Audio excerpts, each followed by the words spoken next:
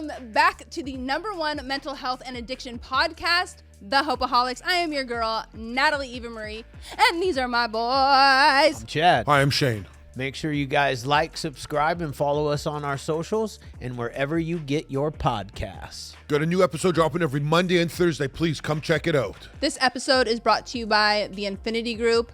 You guys, if you or a loved one is suffering, please call us today. The number is right here on the screen. We are here for you 24/7. Now, let's get into the episode. I totally can go there. Really? For sure. Fuck. Because it's like, why wouldn't you? You're thinking that it's not going to happen to you. You have this thing of, if you think you're getting a something else, cocaine or some other type of drug that you're using, you're not really thinking like, could the possibilities, even though if you've known that it's out there, Right. it's still, you're an addict. Well, let's just say you're just going for the fentanyl, then you're just going, hey, I want fentanyl.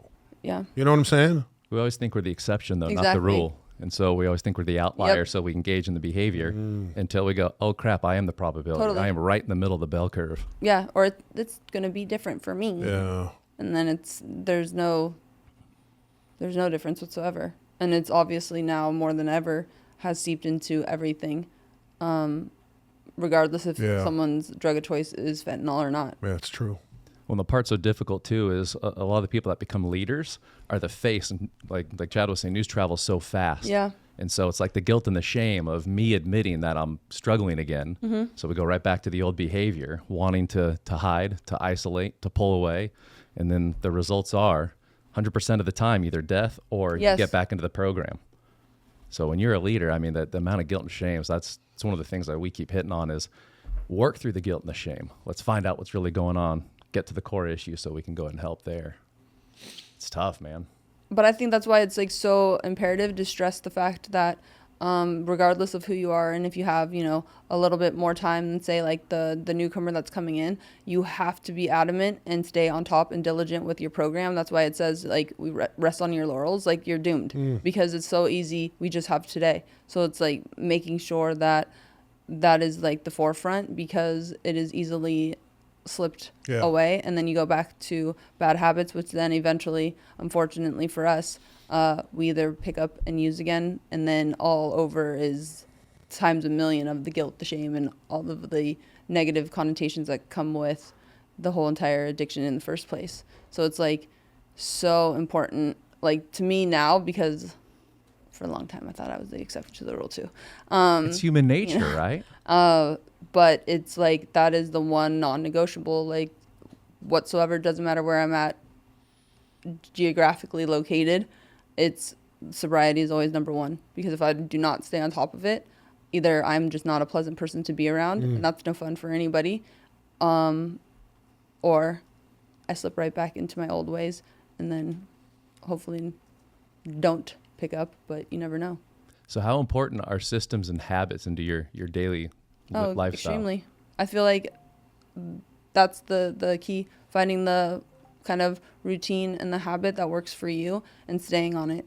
Because I feel like what those habits and daily disciplines that you end up instilling within yourself, that's what builds self-esteem. That's what builds the confidence and allows you to then go and be who you're supposed to be, that God created you to be. If you don't have those, subconsciously you already know that you're not feeling like your full potential because you're lacking that discipline to stay on top of those like daily habits. Finding those daily habits that are everyone's going to have different ones. So once you find them, then you stay. Obviously, nobody's perfect, but trying to maintain as best as you possibly can the majority of the time. Well, that's how we build self-trust, right? Because if I keep doing the same thing I said I was going to do every single day without fail, I start to trust myself. I lose the trust when I say I'm going to do something, then I don't do it. Yep. And then once you lose your self-trust, you're screwed. It's like we used to talk a lot about like stacking wins, right?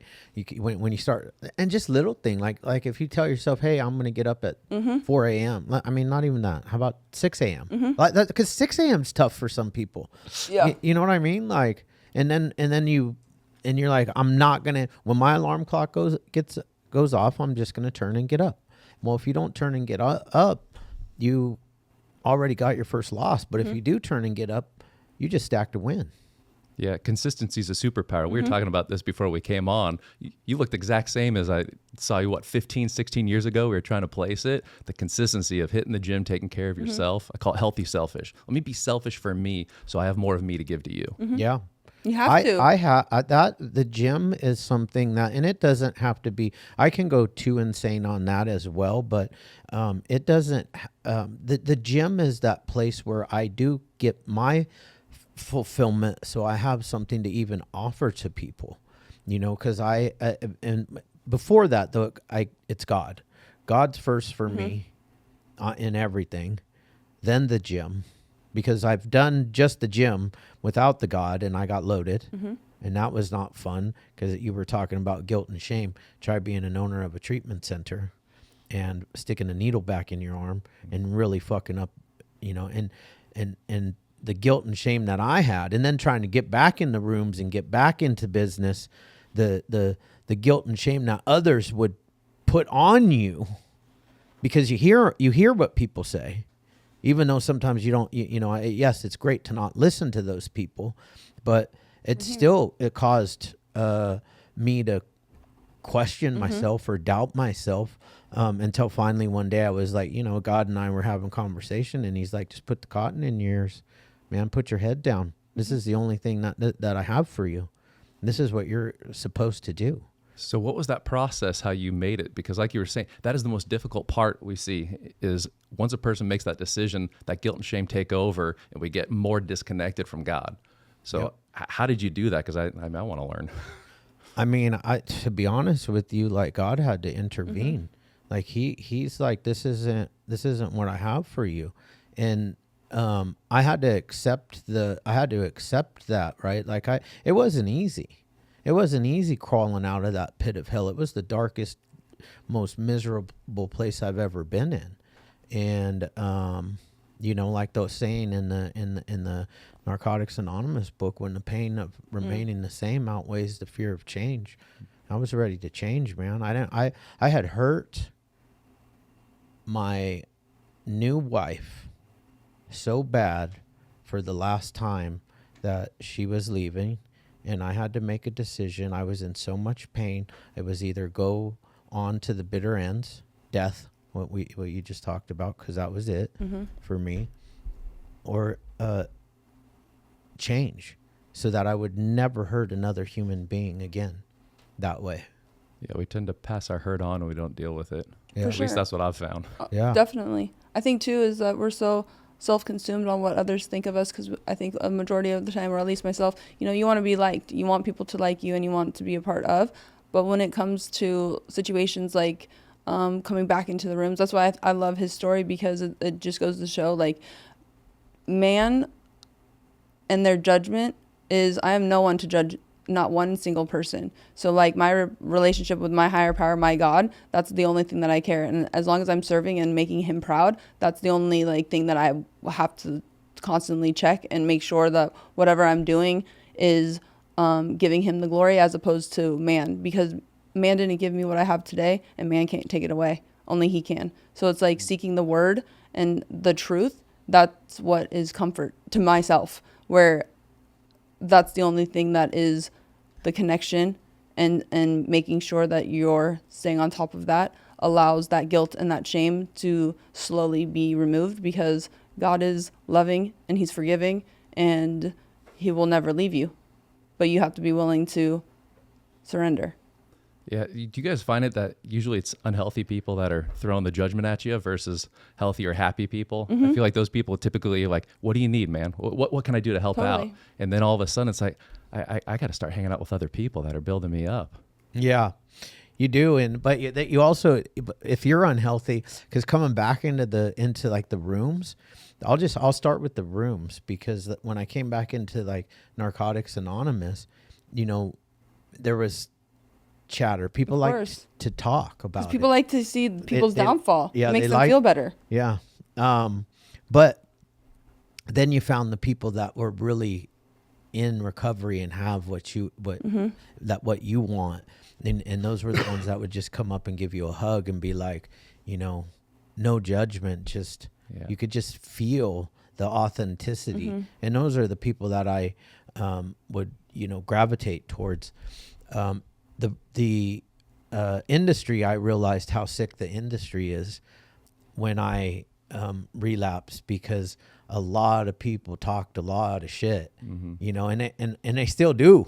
Yeah. And it's like I'm like almost 9 years sober. I don't know if that ever goes away, right? There's always going to be people that say how you should do things and how you shouldn't do things, and then we end up shooting all over ourselves. Yeah. Which is ironic, because part of the whole entire program is like making sure your side of the street is clean and making sure like it's self-regulating accountability. So it's quite shocking to me that you have an industry full of people that are serving, yet casting so much judgment upon other fellow members of the program is pretty much hypocritical. And that's not how we're supposed to be to one another. But so it's weird. It's like that everywhere, though, right? Like it's that way in the church and Christianity. Oh, yeah. Oh, God. Don't even get us started on that one. There. We got kicked out. Well, there's a difference between religion and co-creating with my creator. Yeah, follower of Christ, and then Christianity of like we're trying to build something that is not what Jesus is saying and not what he actually is. Like, read the Bible. It actually makes me irritated for institutions and organizations, because then it makes me think, because now that I really try my best to seek what he is saying in the Bible, it's like, then you guys don't even know Jesus, yet you're a fraud, because you turn people away. One of the biggest things is healthy people don't need a doctor. Sick people do. That's in the Bible. That's what Jesus did. That's why he sat and with the tax collector and prostitutes and everything like that, because probably drug addicts, alcoholics. Yeah, for sure. If Jesus was here today, he would be kicking it with us. Yeah. The misfits, the ones, the outcasts, the ones that feel that they're alone, because it's totally not true. And you celebrate the that one that makes it back. You go get them. So like when we fall down and we make it back into the rooms, we should be celebrating and congratulating that person for getting back up, because that's what life is. If you fall down, get up. Yeah, I love the stories in the Bible of belief then by action, and that's how it 100%. changed. So what are some of the actions that we can help people get the word out? Like it's like, how do we get more of this out to help people that are in the pain, where I think all of us have been in certain phases of life, to now, I mean, I'm assuming you guys love life just from talking with you. It's like, okay, here is what we did to get to this point, from where, like, for me, I was severely depressed, suicidal, and everybody thought I had it all. I got really good at wearing the masks. Like I'm the good boy. I'm the OC guy, the surfer. Here's who I am. But inside, I felt so alone. I could be with everybody. And so of the steps that it takes, like you said, Chad, of, well, God was talking to me, but we always have that choice, the free will choice to listen. And that's where, man, I struggle sometimes listening. I'm like, oh yeah, God, I got it. And then all of a sudden it's like, bam. It's like, really? No, I surrender. You ever struggle with that? You know what? I have my mental health issues personally. I'm not in recovery, but I have a list of to-dos and to-don'ts on a daily basis. And if I don't follow them, I slip. And I become depressed, full of anxiety and depression. That's life. And I think anybody, whether you're normal or not drinking or not doing coke or heroin, or you need a list. You need a to-do list. You need a to-don't list. That's life. I love that on the don't list, because most of the stuff gets in the way. It's just the one or two things that we keep doing, that if we just remove there you go. You have to, and I'll tell you something, in my opinion, sometimes removing something is more important than adding something. Addition through subtraction. Yes, I like exactly. That. Do you mind sharing some of your don't-do list? Because I came here to learn. I don't go out at night. After 5 o'clock, what's happening? Nothing good. You mean like alone, right? Because we've gone out after 5 o'clock before. Yeah, I don't go out after 5 o'clock and I've alone. seen you out with your wife after 5 o'clock. Yeah, I just don't go out alone. Alone. Yes, there's no need for me to be. There's no need for me to be There's no need for me, a married man, to be out alone with the guys at a bar or at some institution, or where there's a potential possibility. The beach, walking alone. Puppy. There's a potential possibility of something negative happening. Why am I there? Why am I there? I have to ask myself, what am I doing here today? Just like when I meet somebody, what am I going to learn from this guy? Is this guy bringing me up, or is this guy bringing me down? I had a guy living in my home for 35. I love this guy. I saved him. Well, let's not say I saved him. I intervened on him, but he still uses now and then, drinks. He's kind of blah blah blah. He brought that into my home, and I got depressed, and it took me a few weeks to get out of it. He's at a lower free. God bless him. He's just not where he should be right now.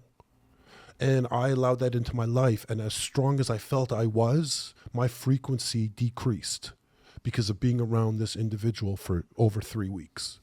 That's just how life is. It's impossible. That's definitely on my don't list. There you go. Is to bring somebody. You can be a guest in my home for a bit, 2-3 days. Yeah. I understand. So anything more than a week, if you're not that you're not staying more than 2 days if you're not actually like my blood family, right? Yeah. Like not happening. And this dude, I know you might think of him as family. He ain't your blood. No, family. He's not. No, and I told him and he was apologized 100 times. He said, "It's all right. It's not your fault. It's mine. I allowed it." No, just have him sell some peptides. That's what I did. There you go. Let's get that storefront in Texas going, bitch. Have you guys ever seen there's a frequency chart? Some doctor, I guess scientific and medical doctor, found this. You can Google it, but like the lower levels are anger, frustration, like blame, different things. And as you go higher and higher, it's like love, authenticity, and then basic transcendence. But it's like, oh my gosh, environment is everything. Oh my God, it's huge. And it's contagious. It is contagious. I want to tell you what else. I've gone so far as I have a grounding sheet on my bed, and it's not enough that I plugged it into the outlet. I bought 2 sticks now, and I'm going to run those sticks outside to they're grounding sticks. I'm going to run them under my window into the ground, and you attach them to the sheet. So I'm going to be sleeping and grounding. And I want to tell you something, bro. I've been doing it for a week. The first 2 or 3 days, I was like, nah, this is bullshit. But the last 3 or 4 days. So you notice the difference? I fucking noticed the difference. And you notice it too. Friday, Monday, I'm more alive. Sure, I'm not taking the pills now. That has I drank the Kool-Aid. Yeah, exactly. That has a lot to fucking do with it, I'm sure. Yeah, let's not think of, you know what I'm saying? I mean, I'm just right fucking, there. Maybe that's why. Heaven forbid. I did cold plunge on Saturday. How was it? Which was great. So good, huh? We should all go. And we are going. Yeah, let's do it. Yeah, I'll bring you in as a guest. Nice. Natalie will. Yeah, sure. So are you new to the cold plunge world? No, I'm not. But I hadn't cold plunged in over 6 months for sure. Yeah, has it been that long for us? No, it's 6 months, I think. I was going every day. Yeah. 6 minutes every day. Head to toe. Yep. Neck to toe. I went straight for the dunk though when I got in there. It's kind of weird because it's not lifetime right over here. Oh yeah. Off the freeway. Are we all going together in the same thing? Yeah, really? It's the size of a jacuzzi, bro. Kind of sexy. I picture Chad doing cannonballs into the cold plunge. Cannonball. Is it like a hot tub like at the sauna? Do I have to wear clothes? Yes. I'm just asking. Well, you don't have to do anything, but bro, I'll get arrested. I will. What? How much? No, don't do it, Chad. $100? Yeah, don't. I want to see because like when I was even. You want to see it again? I do want to see it again. I want to see it again because like, bro, I got out of the cold plunge, went straight into the locker room to take my freaking shorts off. I was like, bro, I ain't taking my shorts off. my Your balls were gone. Gone. They were gone. Gone. They were gone, dude. I didn't have any balls. No nutsack. No. It's amazing. I wonder, where do they go? They go inside. And you're like, they just go They up. go inside to warm up. Yeah, they go up to warm up. Yep. They hide. So I got to remember that excuse next time. I just came from a cold plunge. I swear, sweetie. Yeah. Like, what? But yeah, bro, higher frequencies. I mean, that's life. That's the environment. That's what the Creator brought. The Creator brought frequencies. And even in the wildlife, even with animals. Look what they do for their sick or for their old. They keep them in the middle of the pack. That's how we have to live. We have to go back to those times. Our parents aren't living with us anymore. I mean, she takes care of her parents. Her mom takes care of her dad. She's one of the people. He's the same. You know what I mean? Sure, you have few pockets where you have that real, I don't even want to call it close knit. I'm going to call it what an expectation is. You should take care of your family. You're going to live longer. Your kids are going to live longer. The grandparents are going to live longer. Everyone fucking benefits. Yet we don't do that anymore. Mm-hmm. Well, it's only been the last couple hundred years since we've been industrialized. Yeah, Where bro. before it was the herd, the family, 100%. take care of each other. That's where I go all the time. And that's what I teach people. That's what I taught my kids. I mean, we all slept in the same bed. My children, my in-laws thought I was nuts because they're English or whatever you want to call American. You know what I'm saying? They're not ethnic. And I said, no, this is what we do. Well, isn't it interesting that here in America that's considered poverty? Yeah. But when you go, like I spent time in Asia, Right. and it's actually the government pay in Asia. They pay you money if you live within a block of your parents. You get a subsidy from the government. That's how important it is to live next to your parents and how better of a person you become. And so there's this full circle with environment. Yeah, right? man. So you're talking about cold plunging. Do you notice a difference when you do it? Oh yeah. Oh yeah, it releases. It's already scientifically proven about the chemicals in your Right. brain, and it's basically the same ones that cocaine gives you: the dopamine, But all it the lasts things. 8 hours. 8 hours where- compared to the where- 10, where yeah. No, compared cocaine to lasts cocaine's 15 minutes. minutes. If yeah, that. yeah. So you guys might dig this. Then I used to get sick all the time, and I think it was 2015 or 2016. I went to a conference. One of the speakers, from what they told us, canceled. So they brought this guy in named Wim Hof. Oh yeah, great. Never heard of him back then. So he gets on. He's crazy. It's like Robin Williams, Mork and Mindy style. If you see him, he's all over the place. Yeah. And so I'm sitting there. I'm like, I'm going all in. I start doing it. I felt that vibration, the frequency, Yeah. like you're saying. For hours and hours, he just launched an online course. So started that. So that was either 2015 or 2016. I swear, I still do it daily. I do the breathing with the cold exposure. Nice. Knock on wood. I have not been sick. We had a since guy that then. met him that went out there over in Amsterdam. over in Amsterdam and did the cold plunge. He was a guest here. I forget what the guy's name was, But but you haven't been sick. I mean, you feel it in, but no, all the time I used to. Like I got COVID. I was one of the first people that got COVID where you got to, it's like I was in my room for 14 days back then. Yeah. Wow. And everyone's like, oh my gosh, I hear it's killing people. How are you? Day 3, I'm like, oh my gosh, it just took a turn for the worse. My mom's like, sweetie, what's going on? I'm like, I'm so bored. like zero symptoms. yeah, right. Mine was only 3 days. Too. I did get a gnarly fever for the first 2 days. And then I got because I got the original COVID too, and I had ended up with a gnarly cough. But like by day 3, bro, I needed to get out of the house. My wife and I went and bought electric bikes, and we just started riding all over town. Just didn't care. I never got it. Neither did I. My wife got it. She was really bad. Didn't keep me away from her though. I'll tell you that much. I'm just saying. So the breathing and the cold exposure is Yeah. what you think has been keeping you from getting sick? Well, all I can say, and let me clarify. So I still feel every once in a while like if like a virus or a bacteria going through, but it doesn't put me to the bed like it used to. It's just I go to the gym, I just keep going as normal. But yeah, there's something about. So he's one of the first people that did the studies. Back then, they still thought he was kind of crazy.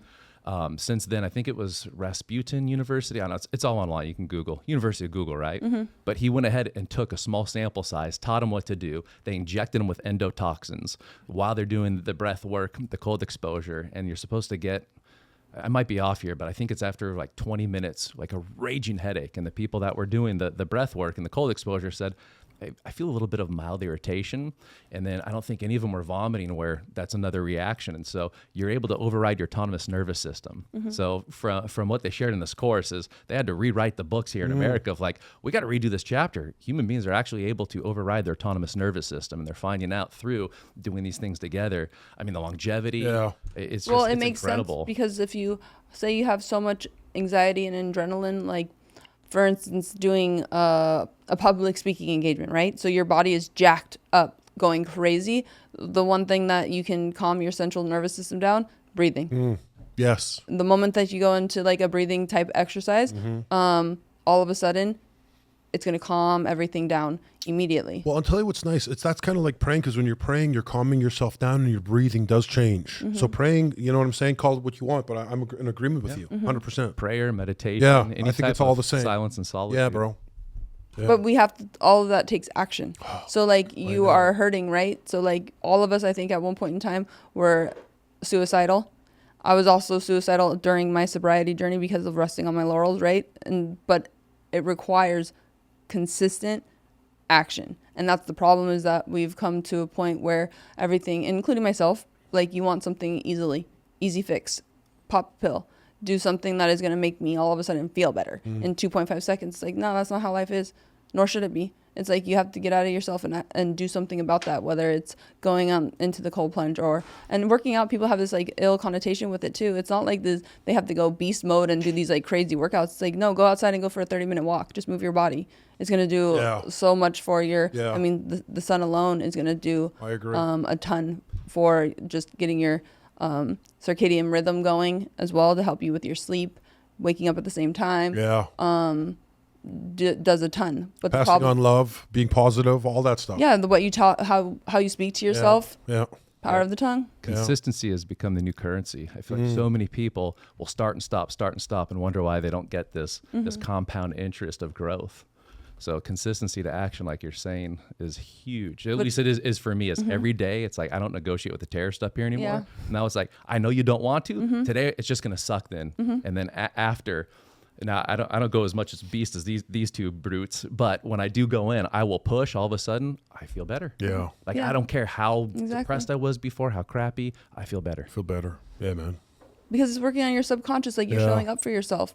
So like the mind is the most powerful thing that we have. So if you're not training it every day like a muscle, you're going to lose it, and then it's going to become weak. So it's like, what are you feeding yourself? And so you following along with like some actionable, like real things that you are doing on a consistent daily basis, you're going to reap the benefits. The thing why I think a lot of us fall off is because we think like we graduate or like we've made it, and that's when it's like, no, bitch, you haven't made shit. I will say, though, when it comes to working out, you can get to a place where where you are happy with where you're at, and then working out becomes much, much easier. And it's not this insane beast mode, grind. Horrible chore. Yeah. Where it's painful all the time. Interesting phrasing. Yeah. Chore. It's not health is wealth. Like that's what's so funny is like people are unhealthy and they wonder why. It's like, yeah, because you're stagnant. You sit all day and you eat really bad food. It's not that difficult. So if you want to lose some weight, you got to move your body. So you talked about subconscious. Have you guys found how you were able to rewrite your subconscious to run off a new program? I'm curious how. I mean, it's a daily, you have to do it daily, or at least I do it daily, by meditation, by seeking the word, by actually doing things that are inputting real truth and the way that I think is wrong, no matter what. So I have to rewire that on a daily basis so that I don't fall back into old ways. And prayer and doing things on a repetitive cycle, I feel like is for sure rewires your brain. And then obviously scientifically you can do like the EMDR and do like brainwave type activities that will kind of seep into help you out in that way. Dream work, dream work athletes. Yeah. So when I was younger, visualization. I did dream work all my life. When I went to bed for my last hour of sleep was just dreaming what I want to accomplish or what I've accomplished or what I think I'm going to accomplish and what can affect that accomplishment and what could deter me from that situation. And I look at all those things and I keep moving. And after I've gone through 100 knocks, when it does happen, I'm like, whoa, that was nothing. So that's kind of my dream work I do. I've done that since, 4 or 5 years old, I think. It was just a natural thing for me. I used to dream I was always a cowboy. So I was always that cowboy, just dreaming about the good stuff, killing the bad guys. You know what I mean? Yeah. I was just always dreamt like that. Then when I started playing hockey, I would dream about hockey all the time, and it would be an hour or 2 hours of me going through everything in the corner, the center ice, the wing, every possible position and how the puck is going to move. And when it happened, I was there.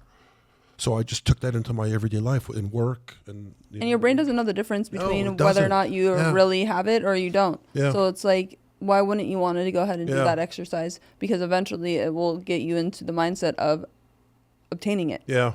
And eventually, usually it happens. Yeah. So intuitively, you knew at a 4 or 5. Call it crazy. I'm just saying, yes. Well, it wasn't so much that. It was just a matter of when I went to bed, I liked to dream. So when I went to bed, I wanted to have good thoughts. Yes. So I dreamt I was a cowboy. I was always fighting the bad guy. Now, what do you mean you dreamt? Like I would just go to bed. No, you wouldn't dream. You would basically visualize. I would drift off. I would have a story in my head, and I was the main guy. And I would create a story for about a 2-hour story. Okay, I walked into the store. There was a bad guy over there. I shot him. You know what I mean? Like I just always did that.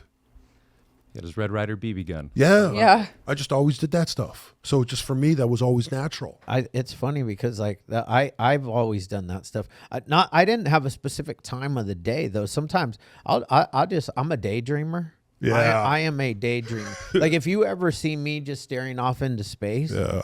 I'm doing that. And usually like my stuff is it's occasionally, you know, my old bad subconscious thoughts might take over, and I might be, you know, in a negative place, but you can tell if I'm in a negative place or not just by walking in the room. These two know me really well. She's like, she won't even come around me if I'm like, He'll talk to me when he's ready. She's like, run. Stressed out of my mind. I mean, it is rough running a business like mine, and it's challenging, and you get smacked around by insurance companies all the time, and it ain't easy. But I've always been that, man. I dream, I fantasize about making the plays. 100%. So making 100%. I want to tell you something. My dad always said, get your head out of the fucking clouds. You're going to make 50, 60 grand a year, and that's what you're going to be happy with. You know, I'm from Canada, small town. We had a business, blah, blah, blah, blah. Back in the olden days, he just wanted to, people were pushing security. They weren't pushing the fucking dream. You know, it's funny. My parents are totally opposite, because you have to think my mom's like a field picker from Mexico. Right. And my dad was like a hood kid from Oakland. And their whole thing to me as Dream. a kid was, you can achieve anything you want. See, there you go. Go get it. There and you go. Stop, because I would always have this like weird thing, and my dad would always say, "Why you sell yourself so short?" There you wow. Like not cool. thinking that you can obtain or get or grab. And it's interesting that they would have that mindset. They did. Coming from such a did. low. Well, my dad wasn't coming from a low. My dad came from. They were always good. They've been in Canada for 150 years. My parents were the immigrants. My mom was the immigrant. You know, they were more dream it, go get it. But yeah, I always remember saying, "Get your head out of the clouds." I'm like, "Fuck, man, I like the clouds." Yeah. You know what I'm saying? Here's what I love about the internal narrative, because you both have polar opposite stories of basically kind of being told certain things that shape our beliefs, and you're both here now in the same place. So you used it for good. You used it to overcome. Yeah. That's crazy. Yeah. I love that. Yeah. One of the things you said earlier that really resonated with me was you talked about truth, how important truth is. Why do you guys think we avoid truths like the freaking plague sometimes? Because it's scary, and because there's a lot of fear behind it, because then you really have to like either look at oneself, or you're scared of hurting somebody else. But the truth, it says it in the Bible, truth will set you free. Our secrets keep us sick. And truth to me, I used to lie about everything. I would lie about my food, like what I ate for lunch. It just, I know, right? So just weird. why? And then you say to yourself, why did I do that just now? Yeah, totally. I don't lie at all anymore. It would make me feel weird to lie, because anybody that you love and care, and if you come to them with truth about some type of situation in a really respectful, communicative way, they will receive it fine. We put these falseness in our brains and imagine some like catastrophic explosion, but truth is everything. If you don't have truth, then what are you standing on? Truth builds character. So how were you able to overcome that, from going from lying all the time to being honest all the time? Oh, shit ton of work. Shit ton. And I still do it daily. You know, I write a lot. I have a sponsor. I sponsor other women. Like, I'm immersed in it because I don't ever want to feel the way that I felt once before. I never want to go back, because I actually like who I am today. I'm proud of who I am. Where if like my parents are my heroes, so if they were to watch, sit at home right now and just watch my day to day, fuck, they'd be smiling from ear to ear. And to me, that's everything, because that wasn't the case a long time ago. So it's like making sure that's the forefront, and not being so hungry for myself and selfish. Like, I need this job, I need this money, I need chasing those things that we think that are really, really important. But ultimately, peace and serving is what's most important. I have to live with myself 24/7. I'm stuck with me. So if I don't like me, it's going to be a shitty ass ride. Yeah, that's so important. Learn how to love ourselves. Totally. And be alone and be okay with that, and content with it, and then pour into others. Because once you're full, you can. Like coming off the knock shift, that's why. I love what I do. I love it. That was I'm so grateful. So the two things I heard is writing. Yes. and I already lost the other one. How's that for short-term memory? No, so good for you. Yeah. Good for you. You know. Well, no, because I like taking lessons and applying it in my life. So writing. Oh, and the other one was giving. Yes. Being of service.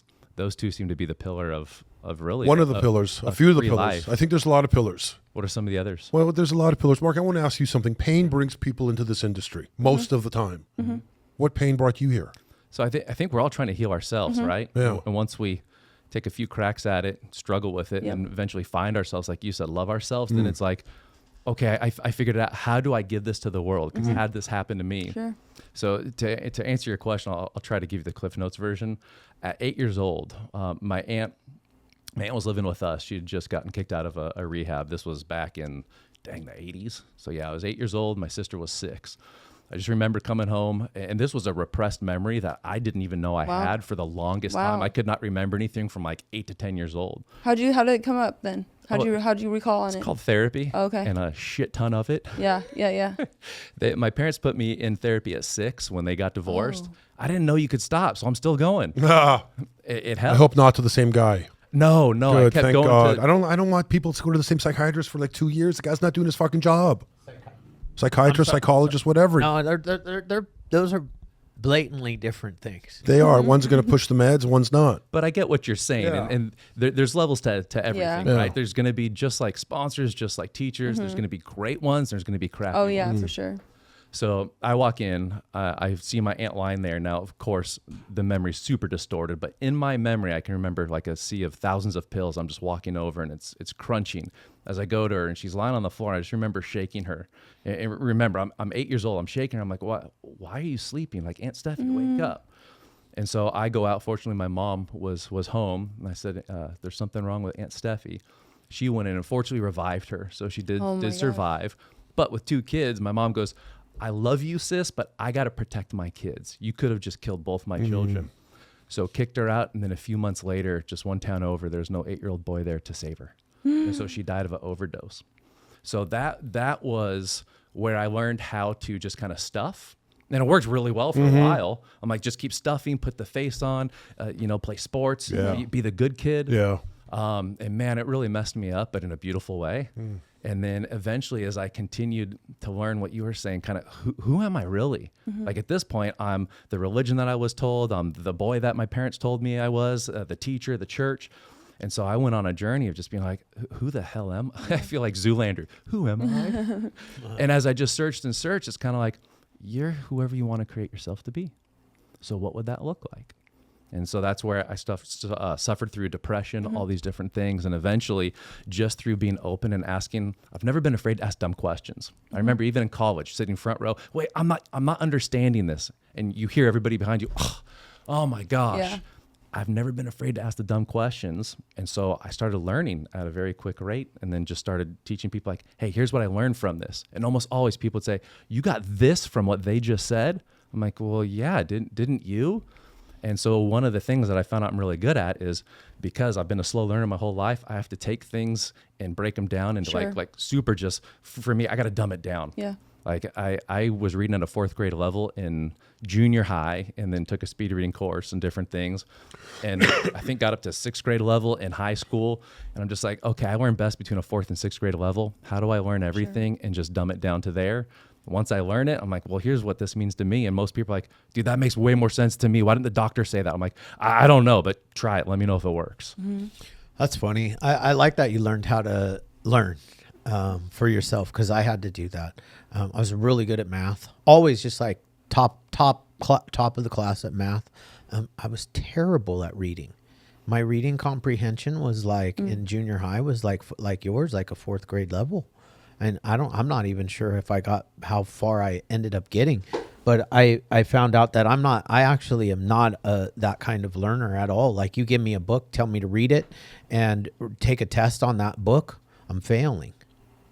You give me that book on audio, the same book on audio, I could listen to it, take the test and ace it. You give me the book on audio and tell me to take notes, I'm probably getting 100% on the test.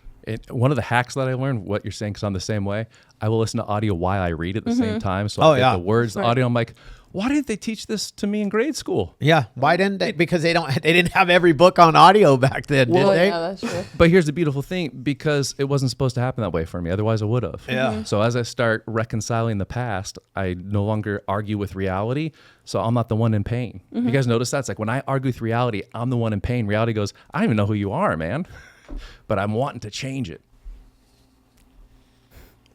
I think everyone has that struggle when you're growing up. I mean, I had similar struggles in learning and comprehension. And what I learned was consistency. And where I took that was my father and grandfather always said customer service is key. If you have customer service, you will succeed in any business you're in. It doesn't matter what you do. If you have good customer service, you will be well off. That's life. So I really took that. And I can remember trying to get into this one store, Federated Co-op. They have like 1,000 stores. And I called the guy every Thursday. I said, hey, man, how you doing? And I did that for like 9 months. Finally, he gave me, okay, you know what? I need this one product. And 25 years later, we're still in that store. They're one of our biggest customers. But it took me 6 months to get in. I remember building him. He was a mason. And I built him, I was good with computers, and I put together a new picture for his mason group. And I was doing stuff for this guy for like 8 months. Finally, he gave us a bone. Did you say you were good with computers? I used to be, yeah. Oh. When they were New. When they were back They were new in black and white. Pixels, DOS, He was DOS. really, I was working. He was really good at Pong. Yeah, it's true. I was. Fuck. So yeah, consistency, customer service is key. Well, it sounds like you actually cared and wanted to help regardless of whether you got the contract or the bid or anything. And 100%. I think that shows. We're talking about passion earlier. Passion. And yes. And just like my friend called, he said, hey. Well, no, that's what I was going to say. We heard you on a phone call right before this podcast. I was, you told the guy, I don't do it for the money. Yeah. If I don't have a passion about it. There's no point. There's no point. What was it? By car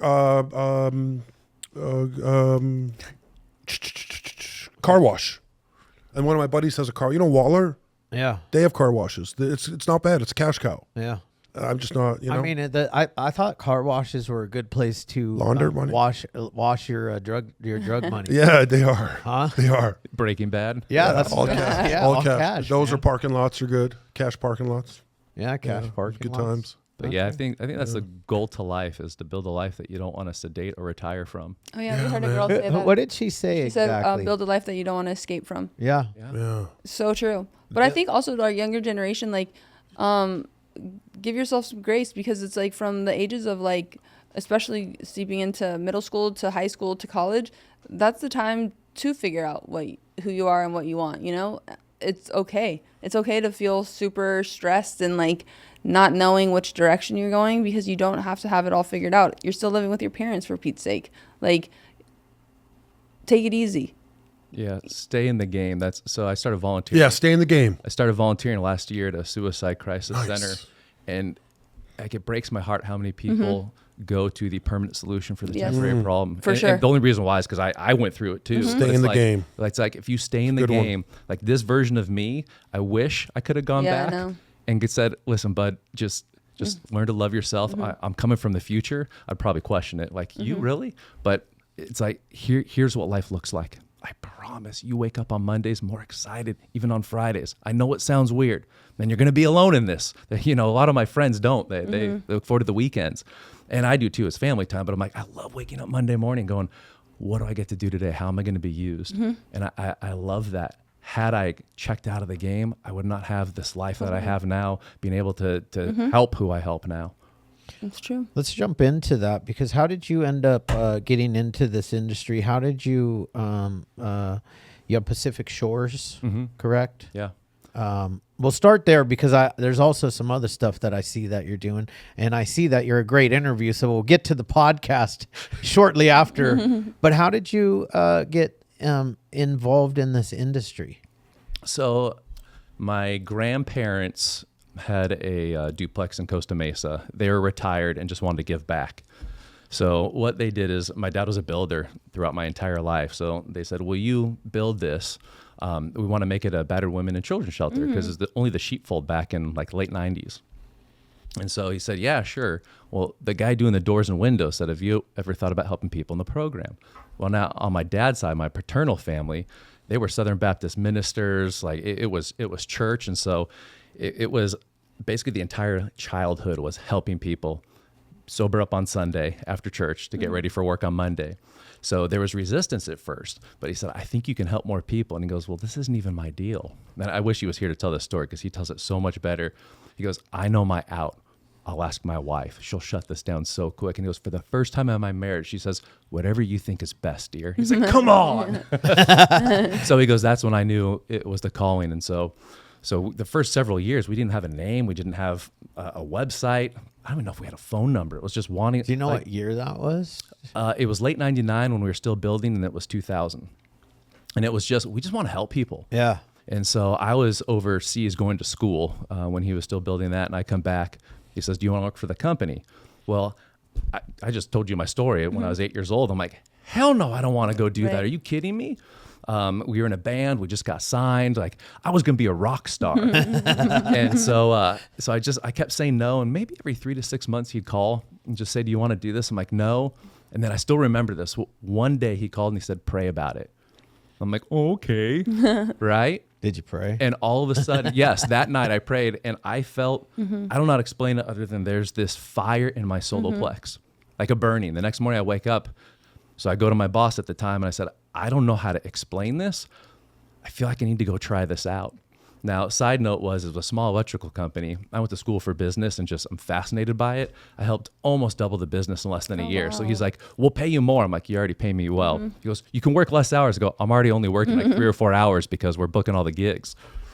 And so I made sure to set him up. I brought his wife in and showed her all the stuff. Then I went over, and because I was not afraid to ask the dumb questions. So when we started, it was just sober living. You have people come from other places. They just finished 30 days. So my ignorance at the time, I'm like, so you're cured. Awesome. What can we do to help? Right. And I started seeing just like people dropping left and right. I'm going, I don't get it. What do you need? What can we do to help? And so just by asking those questions, a couple of people are saying, if I had this for accountability, maybe if I could talk to somebody. And so we just started doing that. And then kind of fast forward, we started an outpatient program and going, okay, we want to help. It all was centered at, I call it Christ-based, but like in the heart of going, I just want to help you because I know people in my life that have not gone back, and it's a slippery slope. So many people will say relapse is part of the program. I'm like, but it doesn't have to be. No, it totally. doesn't have to be. Like once you understand that you better truth, say that after. Yeah, once you understand that truth, it doesn't have to be. Totally. If it's part of your story, okay, remember, remove the guilt and shame. But as we start to go, this is the part that I get so excited about because as I just started asking questions, we started doing more. And it's why I wrote my book to help people going, even if you can't get the treatment, here's I call it the 5 foundational freedoms. It's the 5 areas of life that all the people, like I would call thousands and thousands just following up. You opened a business, you went and did this, you found your wife or husband, you're thriving. What did you do? What are you doing differently? And then those that just kind of struggled going from rehab to rehab,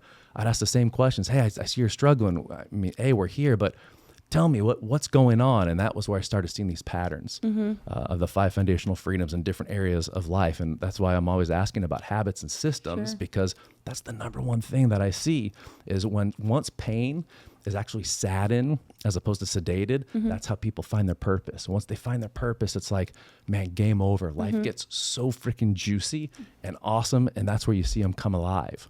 And so that's where as I just kept seeing that more and more, I just started documenting stuff. And do you mind if I share it with you guys? I created just a Google document for free of like, here's literally what everybody shared that they did. And so I started implementing that into my life and I got the results. And I see other people implement it into their life. What are the 5? And they got the results. So it's fitness, faith, family and friends, finances, and we were missing a 4th or a 5th for a while, and it's feelings. We found once we learned how to engage in feelings, because they're emotional muscles. So once they started to engage that, it kind of helped build the entire part of the upper structure. And so that's what we saw. So I put together a Google document. Do you mind if I share my handle on here? Sure, No, of course. So at Pacific Shores Recovery, just DM me habits, and I'll share it. Whoever wants it. Yeah, hell yeah. Yes. So it's just like once I saw the patterns, you apply the principles, you get the production. Well, it's funny because if you just like take a wider scope. Anybody that you encounter or listen to, especially now that podcasts are so much more prevalent than they ever have been, the vast majority are very routine and very similar, regardless of what business they're doing or if they're in a program or not. They're all basically doing the same thing that you just mentioned on a consistent basis. So there isn't there's a reason that it works. Yeah. You know? That's where it's like, just whatever's working, rip that off from other people and let them know, I'm going to steal this and do it. And if you like the results, you keep doing it. It's like, life gets so much fun when you figure out, like, I can actually be used for good. Like, you beat the game. A guy that used to struggle with depression, questioning his worth, now is just like, I'm just a dumb. I'm the same. I tell people, like, I'm a dumb kid that just tried to figure this out. Here's what I've learned. If it works, great. If not, well, that's okay. That's one of the things I love in recovery is they say, if it doesn't work, we'll gladly refund your misery. Gladly. I've had my misery refunded. Me too, tenfold. Yeah. So the book you wrote, it's called The Recovery Way? Yeah, The Recovery Way. Oh, nice. Nice Where do we title. find The Recovery Way? On Amazon. You can go ahead and find it there. And then just recently, so a lot of people are starting to email in of asking more questions to go deeper. So I created a manual that actually is a companion along with it. So it's the Recovery Way manual, but it's kind of like a more in-depth discussion of the book. So the book is just to help educate. Look, first of all, you're not alone. Yeah, for sure. And one of the things too is what you were saying, Chad. Like, I'm the same way. Like reading, I struggled so long. So I wanted to write it not from a place of like a scientific or interviewing doctors, but basically like, here's the information processed in a way that I can understand. And one of the byproducts is I have so many people say, I've never read a book cover to cover. This is the first one that I've read. It was like having a conversation that was already going on inside. Like, how many pages? 170. We should write a book, the three of us. Oh, absolutely. The three of us should write a book. You guys be able to help so. You know what I'm saying? I love it. I'm down. Give me a fucking hoorah. I'm totally down. I'm always down for like amazing stuff like that. So I'm in. He's like, Okay. it just Which is reminded funny me, it because- just reminded me of this thing I saw on Instagram yesterday. Theo Vaughn. I think actually Justin Wenzel posted it. What? He was watching it. Theo Vaughn talking to the drummer for Motley Crue. Oh, yeah. Oh, Tommy Lee. Tommy Yeah. Lee. And Tommy Lee was telling him about how, these guys would come, they'd do freaking blow together, and they would make all these big giant plans. Oh yeah, totally. And all the time in the middle of our podcast, Shane 700. Yeah. spouts out, like, if we did every plan that you came up with on the podcast, Yeah. we would be billionaires. Billionaires. Yeah, so Like, he's basically what? calling you a cokehead. I heard dreamer. It's been over 20 years since I've done any schnee. How many? It's 20. Over 20 wow. since I did schnee. What about crack? Crack, we're going, I'll tell you the exact date. February. The New England Patriots lost to the New York Giants in the Super Bowl. I finished off my quarter ounce of crack to that game. And I remember the game. It was with, who's one of the brothers? Oh, Manning? Who won? Manning, not Peyton, but his brother. Eli won. It was his first Super Bowl. Oh, okay. The Yes. guy caught the ball on his helmet. Yes, Yeah. it was the win. Great. He won by 21-17 or something. It was a close game. They were not supposed That's to win. the last day you smoked crack. That was the last day I smoked crack. February 8th or 7th, the Super Bowl game. I could look it up. I know the date. It was January. January, back then, I then- think. Our No. memory's trippy. Yeah. It's like, Yeah, they are. I can't remember They're the day weird. before or I after, know. but I remember this day. Isn't that wild? But that just goes to, like, the brain is it's wild because I'm totally. It fascinates me that we can recall on something from being 10 to ask me what I did the weekend. I'm like, no clue. All right. Yeah. It's weird. When did you start your podcast? This was just last year. Same thing. Someone said kind of what Shane said. Let's do a podcast. I'm like, I don't know how to do that. I've always tried to be behind the cameras and like, I don't want to be the face. My mom says I have a face for radio, so still working through that trauma. That's what one of our makeup girls said to me. She said, "Don't worry about it. You have a face for radio." See, my mom said I was like, well, thank but you. we're doing film. We're doing film You today. haven't seen me naked yet.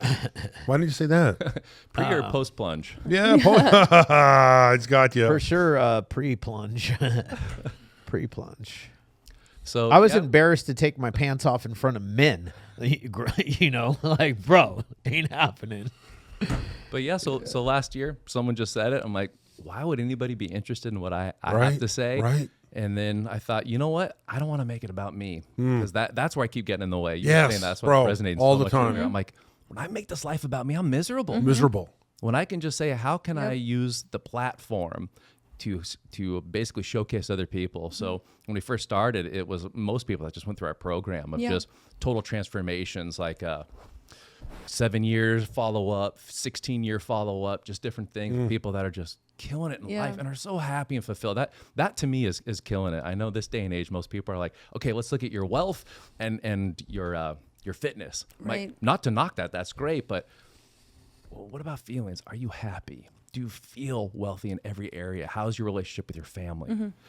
And so that is where I thought I want to highlight that. And so as we started highlighting it, I had no idea because, you know, when you look like for us, it's, oh, here's 5 views. I'm like, thanks, Mom. And, Yeah, and totally. sisters. I know. I can't stand that shit. know. It took me a minute to say okay with it. You know? But then, well, and that's the beautiful thing. Then all of a sudden we get a phone call said, hey, I saw the podcast.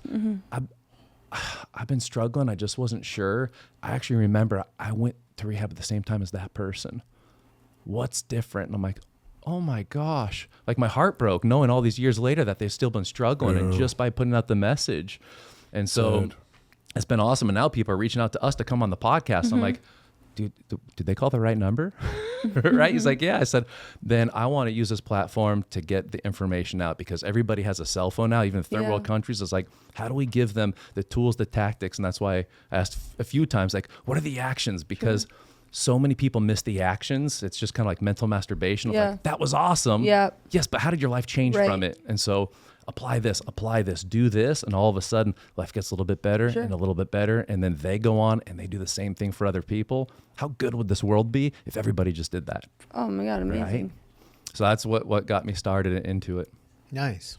I love that. How long are you married?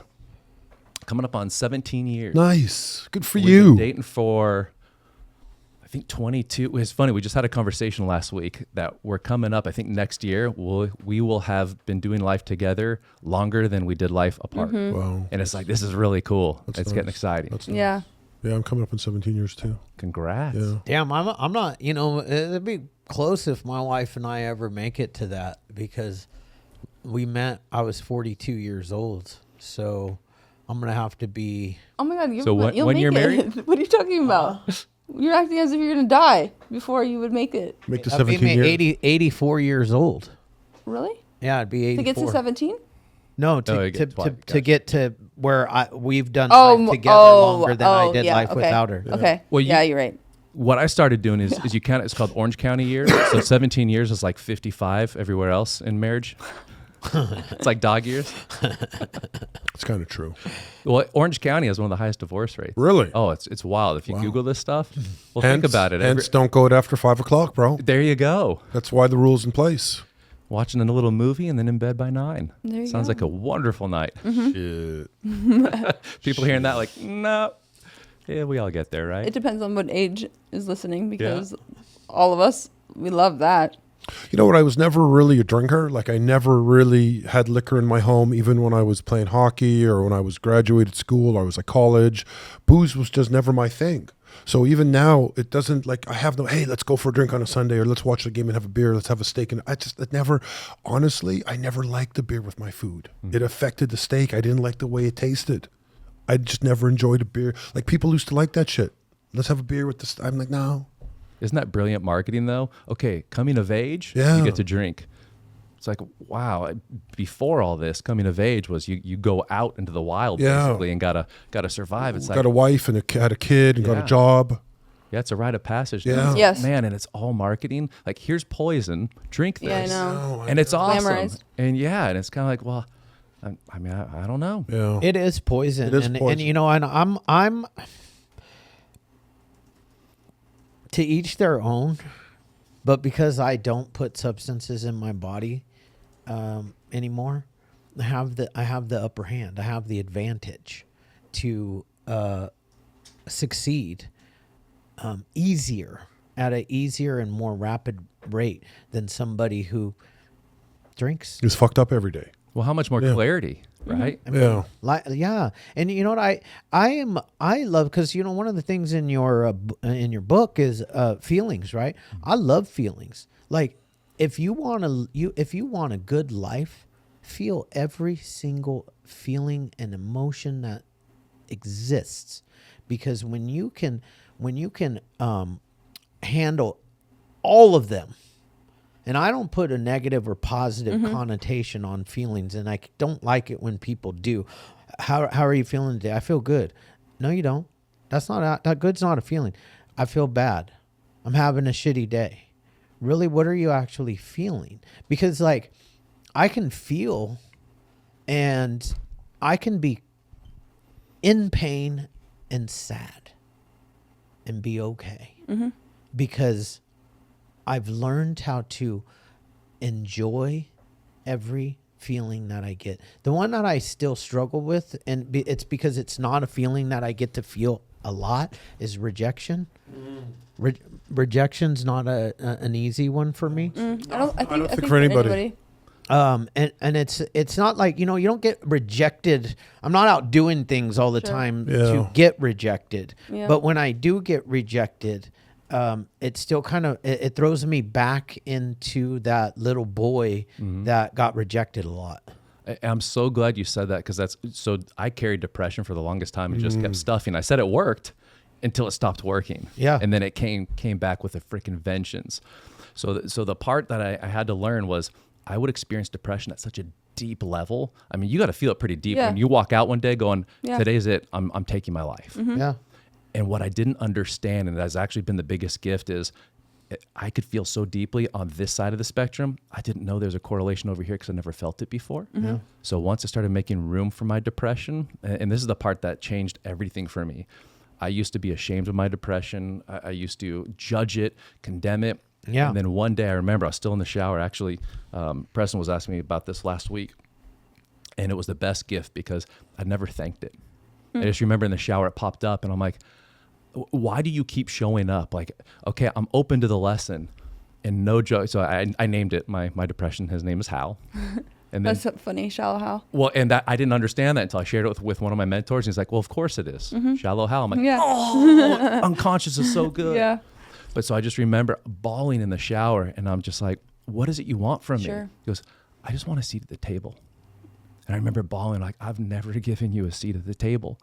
I've been ashamed of you. I've stuffed you. I've never thanked you. You helped me survive some of the most traumatic stuff of my life. And I remember just sitting there with it. And it was a beautiful thing. And it still comes every once in a while. It says, hey, just want to hang out. It actually happened last year, I remember, on one day. So got everything covered. On the way home, I say, honey, I'm like, just feeling down today. I don't need your help. I love you. I'm okay. I'm going to lay in bed. And for about a half hour, I just wept in bed and with Hal. And we just kind of hung out, and he's like, thanks, man. I needed to be with you. And then he left, and I was like, I never knew I could have a relationship like this with different emotions. Thank you. And I missed that. Yeah. And that's, and feelings move. They're changed. That's why it's like they're fleeting. They are experience them. They are fleeting unless you don't feel them, unless you push them down, push them down. And that's why I like, everybody wants to feel happy everybody wants to feel joy all the time, but you could actually feel depression and joy at the same time. Like when you accept the fact that Hal is there and he has a seat at the table, that your full day in bed may not have even been a full day. I don't know what it ended up being. 30 minutes. 30 minutes. Oh, that's a good 30 one. minutes. That's beautiful. That's good. That's a nice and it's one. like, that's good. That's how you're supposed to feel. It's not supposed to be a week, a month. Totally. So when we fight it and we fight it and we fight it and we fight it, we're ashamed of our sadness. We're ashamed of our addiction. Like that's something that her and I talk about on the podcast. Like we love our addiction now. Like our addiction has a seat at the table. And as a matter of fact, it's probably the head seat at the table because we say it's our superpower today. You know, because without my addiction, I wouldn't have learned how to feel all these different feelings and be okay with them. Like I did a post on Saturday morning. I was just sitting there and I didn't even know how my post was going to turn out. But like I was watching Shane's post and I was like, you know what? You really haven't been posting lately, bro. You need to post something. So I had remembered about the day that the reason why this podcast exists is because my daughter found the love of her life dead from fentanyl. And the day that he died, after I picked her up and we got back to my house, we had to tell my son, who, you know, was 16 at the time, and he was, you know, we were family. Like this kid was a brother to my son, and when we told him, my daughter just started bawling, and my son grabbed her and just hugged her. And it was like one of the most beautiful moments I've ever seen in my life. And I happened to have my phone in my hand and I freaking filmed it. And, you know, I did a post on Saturday and I said, have you ever wondered what it feels like to lose somebody from fentanyl poisoning? And then I did that. And as I'm doing it, I'm bawling, crying, watching the two of them hug. And then went after, you know, and I'm editing it on CapCut. And at the end, I'm like, just video yourself crying right now and say it hurts. It hurts really bad. And that's what I did. And I don't know what my point was where I started, but the point is that like I was okay feeling all of that.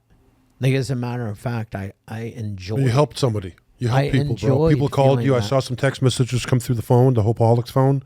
Some people were sending messages. So you touch people. I mean, that's what we're here for. Yes. You're here to do that. That's what you're here for. We've all experienced pain and suffering to some degree. So it's like really using platform or the voice, you having a podcast, you having other people as guests. And it's really getting to hopefully the masses that no one is alone. Like at all. Nobody has this like life thing figured out. Just because we do live in a social media world and the people that a lot of others that like idolize and think that they have it all together, you don't know. You don't know what's really going on because a lot of people are facing a lot of battles that you have no idea because a lot of them are easy to put on a mask, right?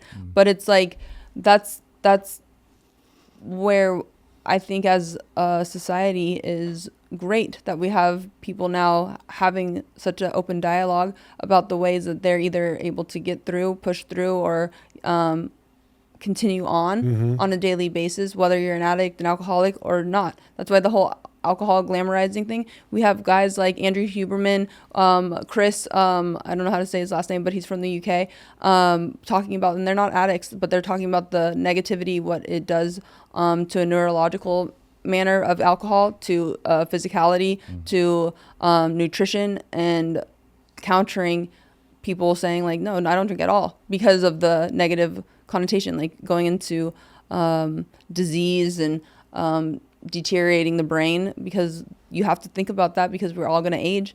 And when you get older, I hope to still have all my faculties, you know, or else that will be pretty lonely in itself. So I think we're at a point where it's just really allowing people to be okay with wherever they are at and letting them know that like help is available and hope is totally alive. Like you don't have to be miserable.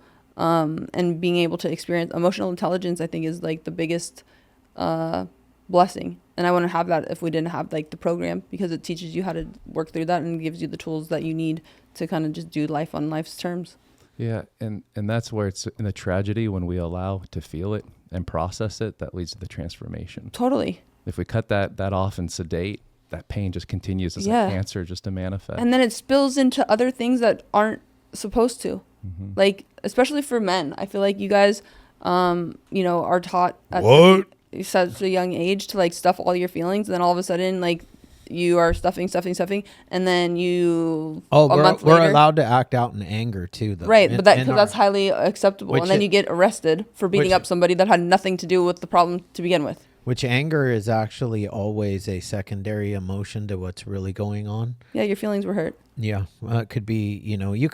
You could feel rejection. Oh yeah, that too. You could feel rejected. And because you don't like that feeling, I'm going to get mad that you rejected me and act out. So it's not really, anger is not really a real feeling. It's a secondary. It's a coping mechanism. Yes, it's a coping mechanism for sure. Protective. Yes. Yeah, because we don't want to be vulnerable. We want to put up this like fallacy that we are these.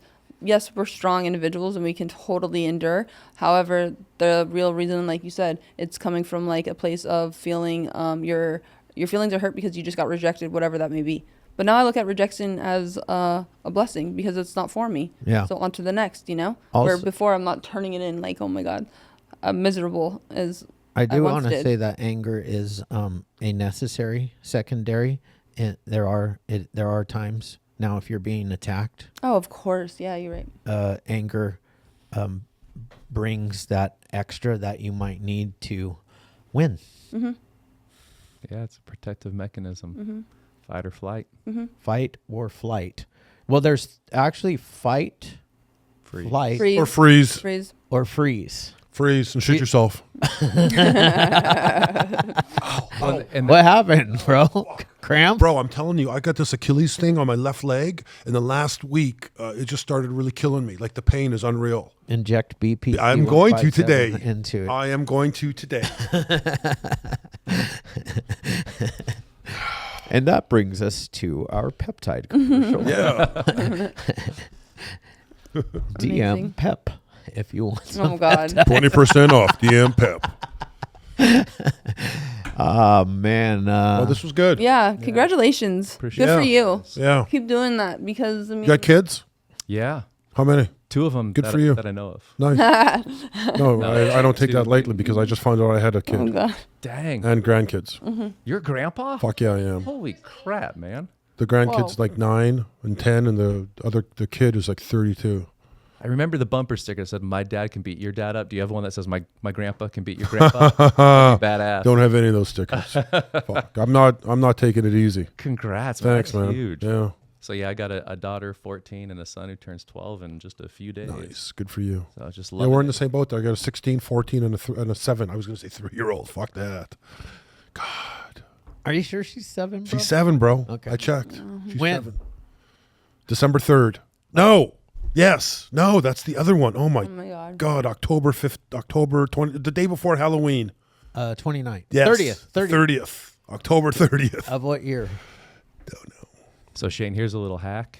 You put your anniversary and your kids' birthdays and your wife's birthday on the inside of your ring. Oh, smart. So when they ask you, "Oh gosh, it's been a while, but it's actually March 15th." This is the aura.